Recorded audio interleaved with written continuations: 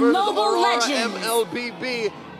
Joseph, tell me I'm not dreaming. You're not dreaming. This is second Bane today. Back to back.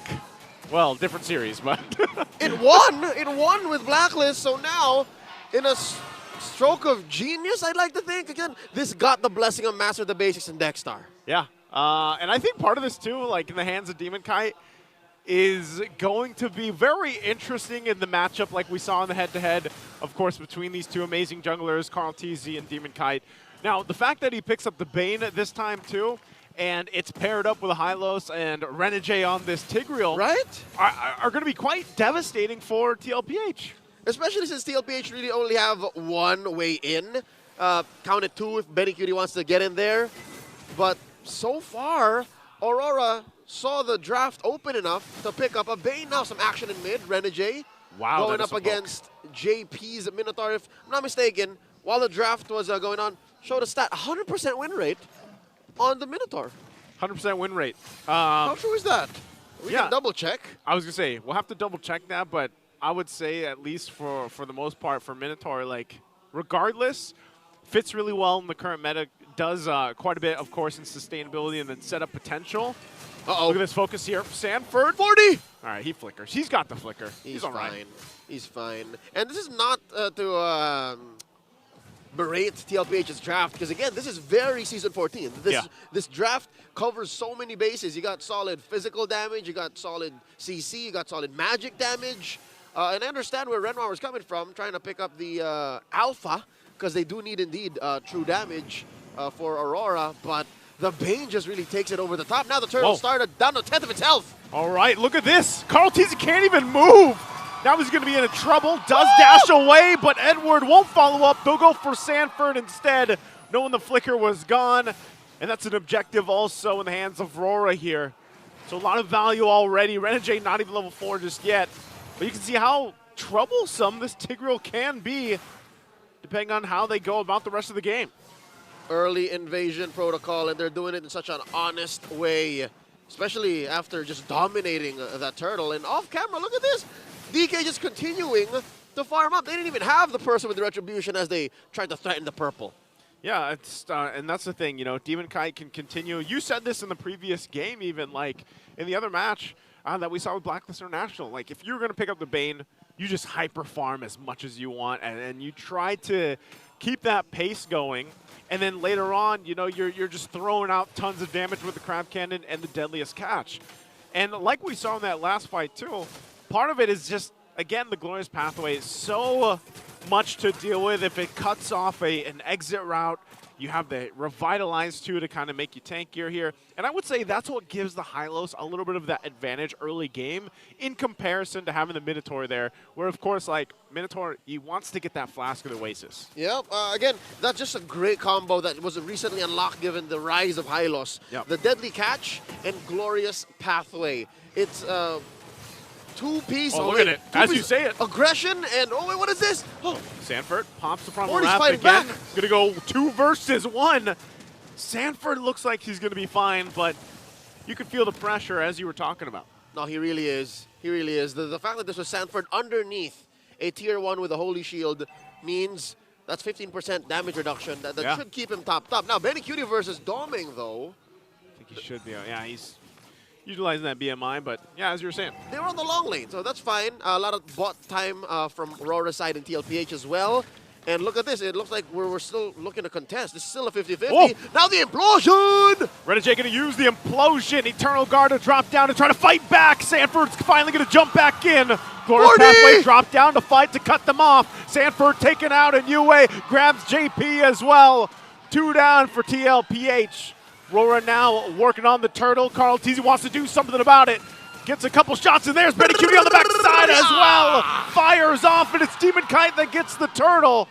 When they get punished, but Renegade will finally go down to put TLPH on the board. Bold movements by the Storm. Benny Cutie at 4 minutes, 4.5. You usually wouldn't want to go that deep on a blazing duet. He barely has a core item, if I'm not mistaken. Yeah. But what this does do for Aurora is open up the map. Joseph, look at this. Doming just had free reign over that Holy Shield down bottom on gold lane, and he's going to be fine. He's going to be safe. What does that make for him? 3,500. He's almost 1,000 gold ahead from Benny. That's a ton of gold. Oh! Carl Teasy's got the burst. Not enough to pick up a kill. Domeng too. Wow. He's going to go ahead and show that, hey, you know what? I'm all right. And he's going to get back to base, but he already got a ton of gold off of it. The next standard says, next, what else you got up for me? With, of course, Renegade to the rescue. But this does put Aurora 2,000 gold ahead, not even 6 minutes in. There's one more turtle. And so far, Demon Kite 10, Carl Teasy at 8. What? No, not just gold, Joseph, not just gold, even XP. Even XP. That's what this hyper farming Bane has got for Aurora. And it just feels like you can't really slow Bane down unless you're committing so much to take him out of the picture. To get in his face. Exactly. And, you know, that's why, look at this pressure. This is what Aurora has done constantly, is putting pressure on all parts of the map. If it's not here, then look at the push happening right now with Domeng. Not just Domeng, look up top as well. Look, that's a free wave that Edward is helping Demon Kite get to, and that's definitely a push, top and bottom.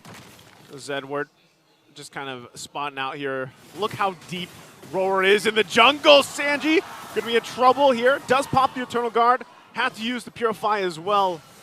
Holds on, but it just looks like RORA wants the next tier 1. They don't even have to go for that. They don't have to force anything. Turtle spawning lower quarter. And, oh, Implosion! Renegade again gonna be able to find a couple marks here. Minoan's Fury comes down. Yue gets punished. And Benny Cutie will jump in again. Edward falls next, 2 down. Teasy! But Carl Teasy will get taken out. And now Sanford trying to fight him off. But it's Demon Kite that gets the 3rd turtle of the game. Domeng, does he want more? Jumps in forward. Takes a couple shots. Sanji gets the call. They want to fight it out. But they're disengaged with the deadliest catch. Amazing work so far from Aurora, taking what they can, even from these small windows of opportunity. Looking at the item builds, again, Aurora keeping themselves about 1,500, 2,000 gold ahead. We see Demon Kite about 500 gold up from Carl Teasy, who just recently picked up his, oh, wow, look at the bank on these two. Hunter Strike and Heptases on Carl, while Demon Kite's building, there it is. There it is, the War Axe and the Endless Battle. Real quick, let me translate the MPL fan comment. Here we go, Aurora finally making work in the early game. It's no longer passive gameplay. There's a chance. There's a chance. And I would say, you know, for a long time, people have been waiting to see what can happen with this lineup from Aurora. What can they bring to the table? And this, against a team like TLPH, is off to some great showing here already, as they still hold on to a healthy lead. But you saw it, man, and I think this is always the thing about TLPH, the veterancy, the experience there. Even in those team fights where they might lose initially, they know the calculations on being able to fight back if they have to. Yeah, the secret to that is they know the limits of each of their heroes, the limits of what the map can do for you, which bushes allow for which maneuvers, and at what point in the game they're capable of doing that. Now, in the mid-game, I'd say TLPH still definitely need to get Benny Cutie up and ready.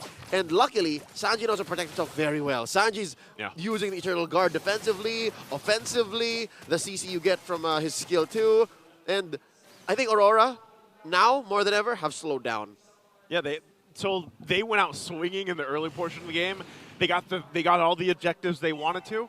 And now they're like, all right, let's go ahead, settle in, I feel like, with the lead that we have, and make sure that we don't throw it into this first Lord. Because always, when you look at teams like TLPH, that is where they shine. They might actually give up those turtles if they have to, but then once this Lord comes up, maybe even the second Lord, they're ready to fight. And you can already see it happening here.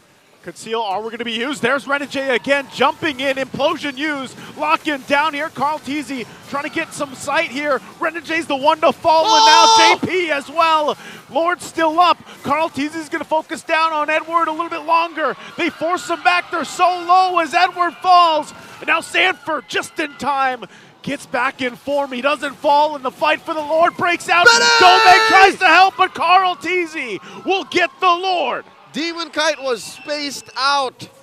The zoning from TLPH throwing bodies, skills, and everything at Aurora to steal away that Lord. Joseph, this is what you were talking about. That's what I was saying, man. Whenever the first Lord spawns, whenever TLPH are down but not out, there's always a chance. And suddenly, in a turn of events, which, by the way, was almost perfect. Implosion, Glorious Pathway, full-on combo, trying to burst the Lord down. TLPH exactly knew that Aurora would throw those skills away and spread out to be able to zone out Demon Kite, to be able to deny doming the free Zaman Force dance of just... Yep. Just like that. Next thing you know, Zaman Force is timed out, and TLPH took the Lord. Just like choreography every single time we see it happen. And with that shift, once again here, Lord is going to go down, and now they're going to fight around the purple buff. But Edward dropping down the Glorious Pathway is going to force them out from it. Stroke of genius, Team Liquid PH. The Cavalry knows that they don't know where the Hitman is. Yeah. So he could be in any bush. Almost perfect because Renegade pulled the trigger on the conceal. If he saw 2 or 3 members of TLPH, it would have been over. That would have been a go signal for Aurora to come in, throw everything at TLPH. But I think TLPH are still waiting for a flicker on 40. And yeah, if I'm not mistaken, Benny's Purify. Yeah. So that could have been it. Wow, TLPH just, this is what you get. World Championship quality, discipline, and map awareness. I think even with that, whoa. Oh, hold on.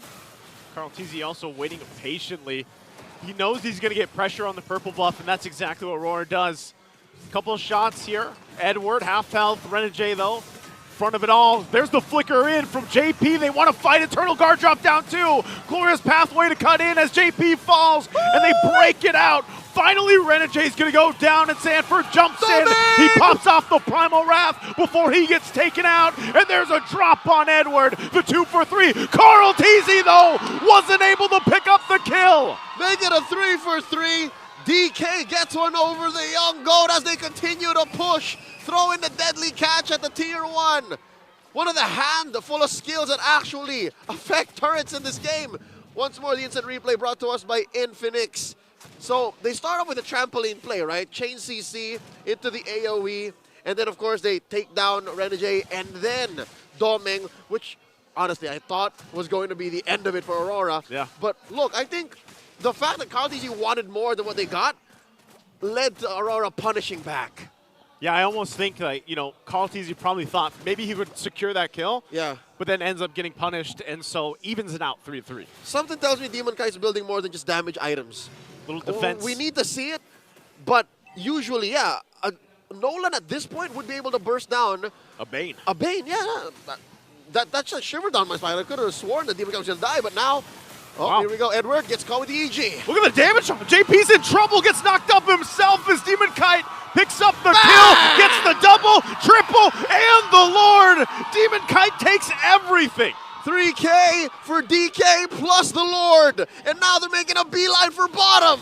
Oh, as the base turret goes down is the focus here. RORA focusing base turret number 1. They got no minions just yet. They'll clear it out, though. But they got a whole lot in that exchange. Great timing from UA as well on the Minotaur. There it is, Joseph. There it is, the Thunderbelt. The Thunderbelt. He built the Thunderbelt. 1, 2, 3, 4. Pow. 1, 2. That's extra defense, hybrid defense every time he hits. Plus the BOD. The enhanced, and plus the BOD. All right. So already very spicy from Aurora, making their siege down mid. Bottom's got a Lord coming up. Lord here making its way. It's going to charge in. First base turret, bottom side of TLPH is down.